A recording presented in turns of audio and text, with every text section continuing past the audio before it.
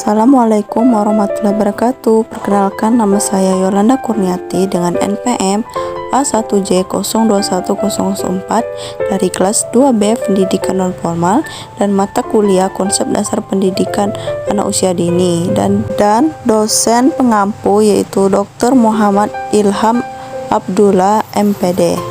Baiklah, pada materi kali ini kita akan membahas mengenai manfaat permainan tradisional. Yang pertama yaitu belajar sportivitas. Contoh dalam sportivitas ini seperti anak yang bermain kuda. Ketika mereka bermain lomba naik kuda secara optimis, mereka akan mendengar dan ada yang mengalah. Yang kedua yaitu melatih kemampuan fisik. Contohnya permainan ini diantaranya adalah permainan lompat tali yang memiliki banyak gerakan, di mana hal itu akan membantu otot-otot dalam bekerja sehingga menjadi lebih sehat.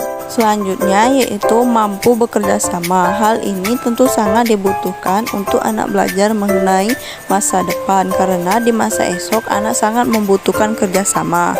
Selanjutnya yaitu mengasah kecerdasan. Seperti bermain kelereng akan membantu mereka melatih kecerdasannya, seperti bagaimana harus mengatur dan melempar kelereng agar mengenai kelereng lain. Yang terusnya yaitu sosialisasi lebih baik. Anak yang melakukan permainan tradisional tidaklah sendirian. Tentu anak yang membutuhkan teman untuk bermain. Hal ini akan mengajarkan pada anak untuk bersosialisasi dengan baik.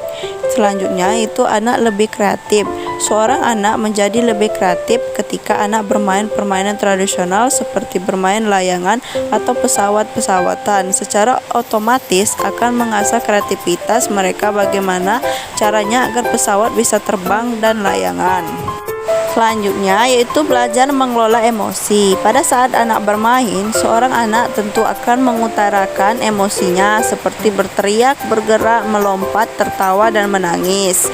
Terus meningkatkan kepercayaan diri. Seorang anak dengan melakukan permainan tradisional, otomatis pengaturan anak akan melatih berkomunikasi dan bersosialisasi dengan orang-orang lain. Selanjutnya, anak akan saling menghargai, yaitu seorang sedang bermain tentu akan menggunakan barang-barang permainannya seperti masak-masakan. Untuk itu, anak akan merapikannya ketika setelah selesai. Yang selanjutnya yaitu anak lebih aktif dalam bermain, aktif dalam bertanya, aktif dalam melakukan eksplorasi dengan sekitarnya. Selanjutnya kita akan membahas mengenai jenis-jenis permainan tradisional. Yang pertama yaitu congklak. Permainan yang menggunakan biji kerang dan papan berlubang yang biasanya dimainkan dua orang, yang terdiri dari 16 lubang dan memiliki 96 buah yang isinya sama setiap lubangnya, kecuali lubang yang besar di sisi kanan dan sisi kiri. Cara mainnya. Yang kedua yaitu lompat karet. Karetnya yang sendiri juga menggunakan karet gelang yang disambung menjadi sebuah tali panjang yang tidak mudah putus. Permainan ini biasa dilakukan oleh banyak orang. Dua orang diantaranya harus menjadi penjaga karet dan harus memegangnya sampai ada pemainnya yang gagal, lalu bergantian jaga. Yang ketiga yaitu kelereng. Permainan tradisional ini sangat keren pada zamannya, karena siapa yang memiliki banyak kelereng dengan jenis tertentu maka bisa disebut keren. Ada banyak jenis permainan kelereng yang intinya kamu harus menyentil kelereng lawan hingga tepat sasaran. Jika tepat sasaran, maka kelereng lawan bisa menjadi milikmu.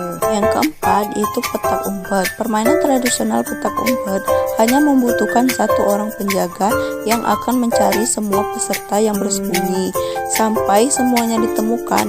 Uniknya, penjaga dipilih dengan cara disebut urutan barisnya oleh penjaga sebelumnya.